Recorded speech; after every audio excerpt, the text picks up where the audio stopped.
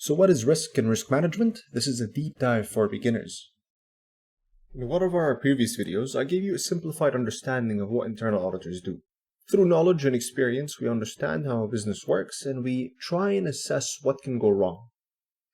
We then help the company prevent these things from happening. How do we do that? By giving advice and recommendations on three topics: risk management, control, and governance. This session is going to be discussing risk management in specific. So based on the Institute of Internal Auditors, or the IIA, what should an auditor do? I'm just going to read the part in blue. Internal auditors evaluate and improve the effectiveness of risk management. Keep that in mind. Evaluate and improve. Two very important words. Before we go into risk management, I'm going to speak a bit about what is a risk. So a risk is the possibility of an event occurring that will impact objectives. So risk is not really the fear of the unknown, if I am to simplify this. Risk is the uncertainty or an uncertainty that matters to you.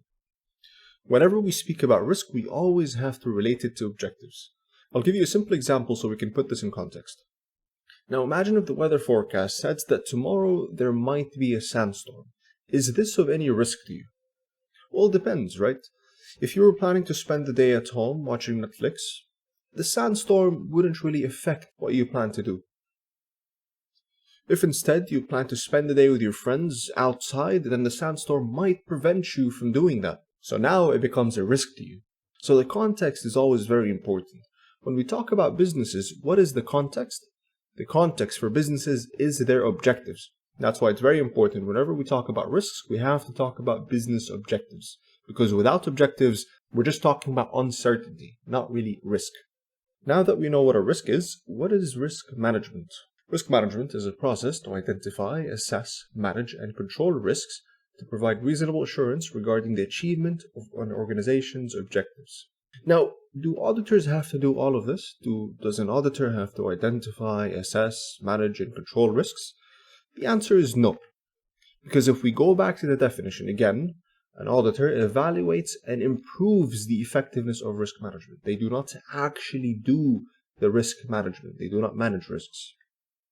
If I am to clarify the responsibilities between the company and the auditor, Company X would identify risks, they would assess risks, they would manage risks, and they would control risks. The auditor would come in, and what they would do is evaluate and improve how Company X performs their risk management processes.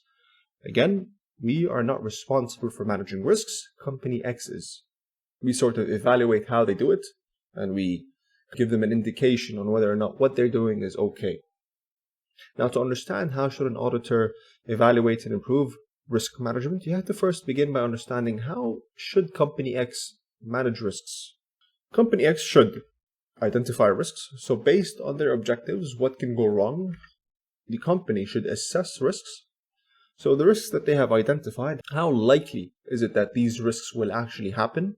And if they do happen, how much of an impact is there on the business? Company X should then manage the risks. So based on their identified risks and their assessed risks, what should they do to prevent these risks from happening? Or in other words, what controls should be set in place? And then Company X should control risks. So they should implement the control measures that they have put in place. They should monitor and report on the effectiveness of controls. So the controls that they have implemented, are they actually working or are they not?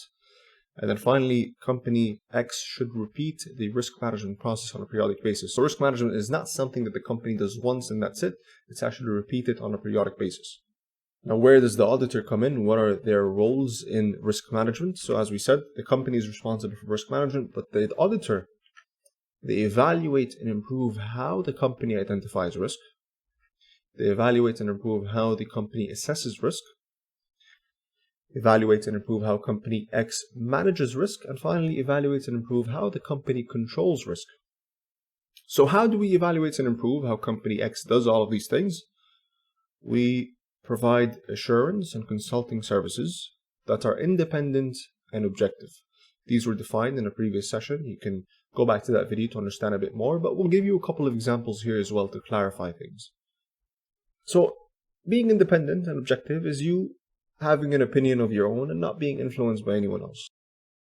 When we talk assurance and consulting, what's an example of an assurance engagement in risk management? One example would be to analyze how company X has been identifying risks and provide them with reasonable assurance that what they're doing is okay. We can also give recommendations for improvement wherever needed. Now for consulting, let's say company X was very weak at identifying risks. Internal auditing can actually come in and offer consulting services by helping company X identify a risk. So to summarize, not only do you now know what a risk is and the importance of linking risk to a context or to business objectives, but you now know what risk management is and the difference in roles and responsibilities between what a company should do within risk management and where the auditor comes in. A one-sentence summary would be the company performs risk management and the auditor evaluates and improves how the company performs risk management.